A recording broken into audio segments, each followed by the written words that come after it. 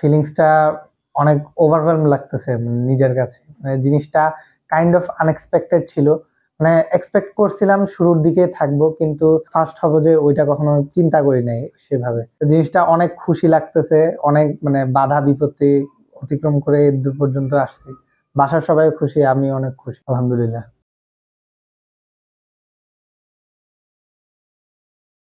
চিন্তা ভাবনা আমি শুরু করি কলেজে ওঠার কিছুদিন পরেই।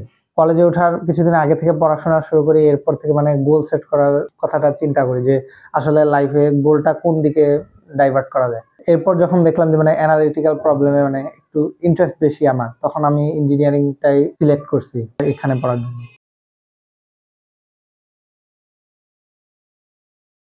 মা বাবার অবদান তো বলে শেষ করা যাবে না। মা বাবার সৃষ্টিকর্তার অবদান যত বলি তত কম হবে। আমার মা বাবা অলওয়েজ আমাকে হেল্প করছে, মানে মেন্টাল সাপোর্ট, ফাইন্যান্সিয়াল সাপোর্ট, যখন যা দরকার ছিল সবই করছেন তারা। আমার ভাই বোনও, ইভেন কি আমার ফ্রেন্ডসরাও, মানে সবাই আমার প্রতি অনেক হেল্পফুল ছিল।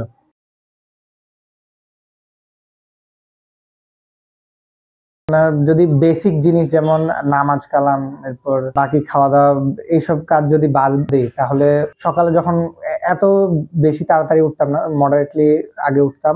আগে উঠে এরপর আমি মানে অনলাইনে কিছু এক্সাম দিতাম, এরপর অফলাইনে এক্সাম থাকতো, সেখানে গিয়ে এক্সাম দিতাম, এরপর এসে কিছুক্ষণ রেস্ট নিতাম, এরপর আবার কিছুক্ষণ পড়তাম, এরপর আবার যাবতীয় কাজ যা আছে ওগুলা করতাম। এরপর যদি মন চাইতো, যদি ভালো না লাগতো, ধরেন পড়াশোনা করতে করতে অনেক সময় বোরডম চলে আসে, মানে বিরক্ত লেগে ওঠে পড়াশোনা, তখন একটু ফ্রেন্ডসদের সাথে বের হইতাম, মাঝে মধ্যে খেলতে যাইতাম। এমন না যে সবসময় পড়াশোনা করছি, পড়াশোনার মাঝখানে মুভি দেখছি, গেমস খেলছি, বাইরে ঘুরতে গেছি, সবই করছি। মানে সব মিলিয়ে আর কি, তবে কনসিস্টেন্সিটা ধরে রাখছি।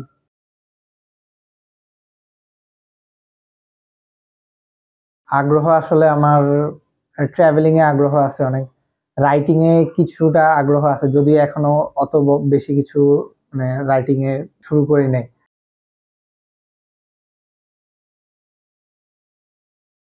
স্টুডেন্টদের তো অনেক চ্যালেঞ্জই ফেস করতে হয়। আসলে আমার ক্ষেত্রে চ্যালেঞ্জ ছিল মেইনলি নিজের কনসিস্টেন্সিটা ধরে রাখা, মেন্টাল হেলথ যেটা বলে নিজের, ওইটা আমি মানে ধরে রাখতে পারছি আল্লাহর রহমতে। অনেকে আসলে এক্সাম দিতে দিতে বা পড়ালেখা করতে নিয়ে অনেক সময় খারাপ কিছু হলে হাল ছেড়ে দেয়। আমি আসলে হাল ছাড়িনি ওখানে। আমি মানে একটা জিনিস খারাপ হলে আমি কিছুক্ষণ মন খারাপ থাকতো, এরপর আমি আরো ডাবল এফোর্ট দিয়ে শুরু করতাম। কি হয়েছে, একটা এক্সাম গেছে আর কি, পরেরটা আরো ভালো হবে। এরপর ফাইন্যান্সিয়ালও অনেক ক্রাইসিস ছিল, ফাইন্যান্সিয়াল ক্রাইসিসটাই অতিক্রম করতে একটু ঝামেলা পোহাইতে হয়েছে। আমি computer science and engineering subject select করেছি।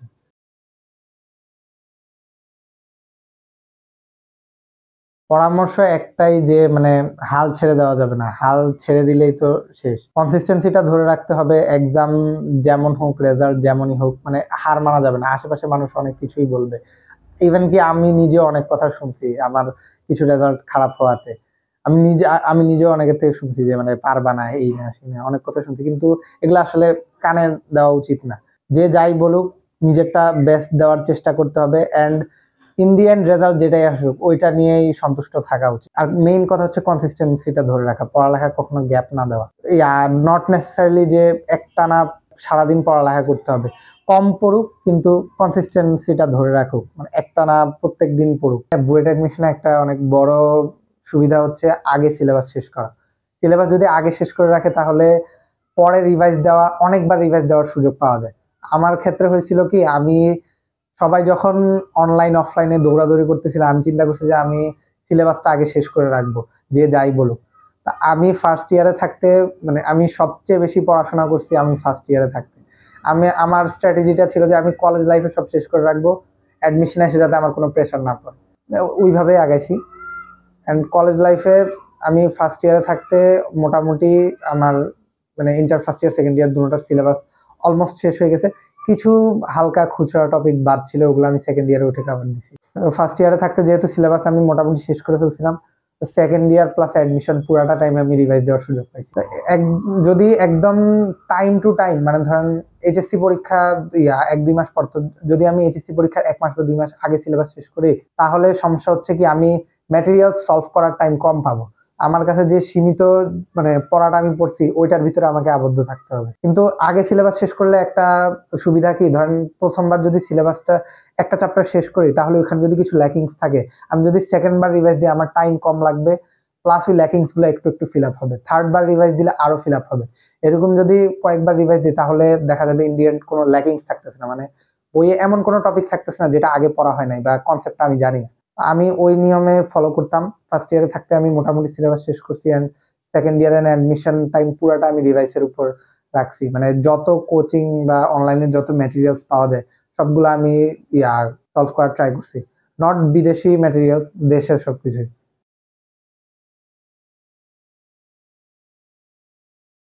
আসলে আমাকে মানে তেমন কেউ গাইড করে না, আমি নিজেই নিজেকে গাইড করছি যদি বলতে হয় আর কি, মানে মোস্টলি। কিন্তু অনেক ভাইয়া, অনেক সিনিয়ররা অনেক হেল্প করছে অনেক সাবজেক্ট। আমার বাসায় হচ্ছে কি, আমার ভাই বোন এবং আমি তিনজন, আমরাই মানে আমাদের মা বাবা আমাদেরকে কখনো পড়ালেখার প্রেশার দিত না, আমরা নিজেরাই নিজেদের থেকে পড়াশোনা করতাম। আমাদের মানে পড়াশোনার আগ্রহ নিজেদের থেকে আসতো। আমারও সেম।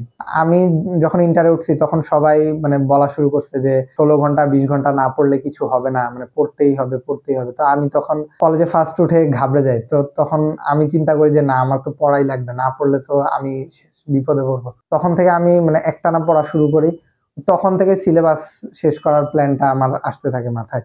আমার বাসায় আমাকে তেমন মানে পড়াশোনার জন্য কখনোই ডাক দেওয়া লাগে নাই, উল্টো ডাক দিত যে এত পড়ার দরকার কি। আমি এমনও দিন গেছে যে ধরেন রাতে 3টা 4টার দিকে আমি মানে এই টেবিলে পড়তেছি, এমন টাইমে আম্মু আসে লাইট অফ করে দিছে বা বলতেছে যে এত পড়ার দরকার কি, এত পড়ে কি হবে, তো বলে বলতো যে ঘুমাই যাও ঘুমাই যাও। ওইরকম হয়েছে অনেক সময়।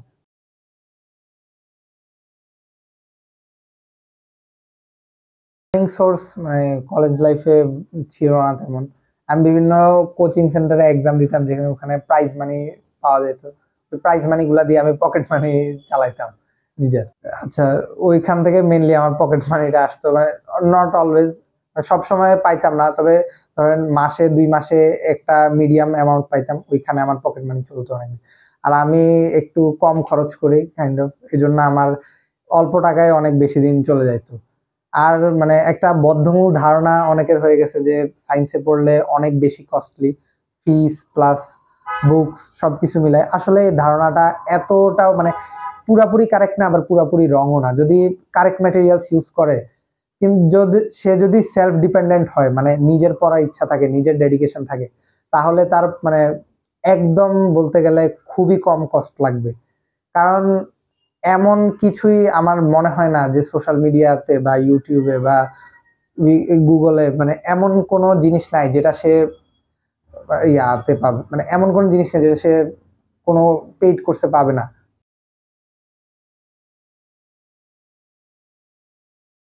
দৈনিক কত ঘন্টা পড়তাম এটা আসলে ভাইয়া মানে কাইন্ড অফ ইললজিক্যাল কোয়েশ্চেন, কারণ এক একজনের ক্যালিবার আসলেই এক এক রকম। কারণ আমি যেটা 10 ঘন্টায় পড়ছি এটা আরেকজন হয়তো 2 ঘন্টায় শেষ করে ফেলতে পারে।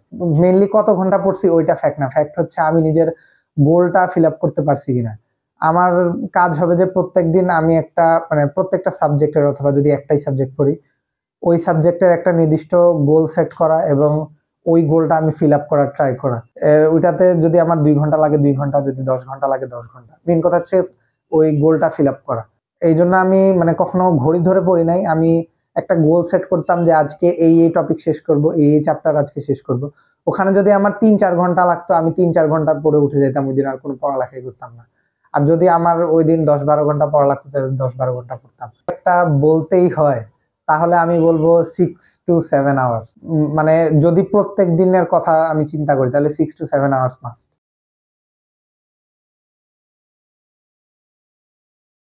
সাকসেসের তো অনেক ডেফিনিশন আছে। এখন আমি চাচ্ছিলাম যে একটা ভালো মানুষ হতে, আমি চাইছিলাম সোসাইটির, আমার দেশের যদি আমি কোনো উপকারে আসি, যদি না আসতে পারি তাহলে আসলে এই পড়ালেখাটার তো কোনো মূল্যটা নাই।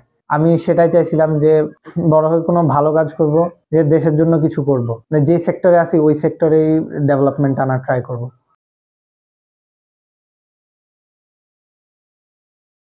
আমি নিজেও আন্দোলনে মানে সক্রিয়ভাবে যুক্ত ছিলাম এখন। আমি নিজেও মানে ওইটা নিয়ে আমি আসলে এত বেশি কিছু বলতে পারবো না, কারণ আমি নিজেও তখন পড়ালেখা করি নাই।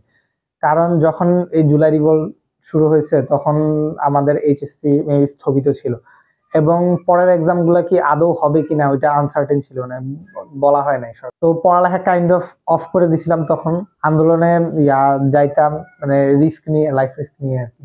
ওইখানে মানে অনেক এক্সপিরিয়েন্স হয়েছে। তখন পড়ালেখা জিনিসটা মাথা থেকে ডিরেক্ট আউট হয়ে গেছিল। তখন দেশের যে অবস্থা, তখন পড়ালেখা করলে নিজের কাছে নিজেকে অপরাধী মনে হয়। তখন যখন আন্দোলনটা শেষ হলো, সরকার পতন হলো, এরপর যখন সবাই আবার অ্যাডমিশন প্রিপারেশন শুরু করছে, আমি তখন আবার পড়াশোনা ব্যাক করছি।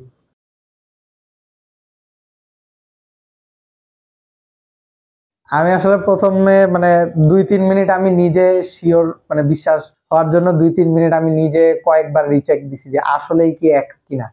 পরে দিয়ে নিজে আমি মানে খুশিতে কিছুক্ষণ লাফালাফি করছি।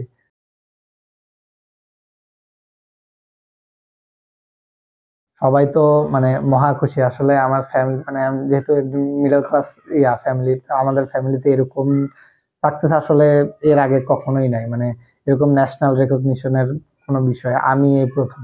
আবার আমি ফ্যামিলির প্রথম সায়েন্স ব্যাকগ্রাউন্ডের স্টুডেন্ট, এই জন্য সবাই মানে অনেক বেশি খুশি, মানে মাত্রাতিরিক্ত খুশি। আসলে প্যারেন্টস এর রিয়াকশন মানে সবাই অনেক বেশি আনন্দিত ছিল। আমার আব্বু বাসায় ছিল না। আব্বুকে যখন কল দেই, আব্বু কলের অপর সাইডে খুশিতে চিল্লানো শুরু করছে, আলহামদুলিল্লাহ বলে চিল্লানো শুরু করছে সবার সামনে। আম্মুকে যখন বললাম, আম্মু সেম খুশিতে মানে আত্মহারা হয়ে গেছে সবাই। আমার বোনরা তো বাসায় ছিল না, ওদেরকেও কল দিয়ে জানালাম, সবাই মানে অনেক বেশি খুশি হয়েছে।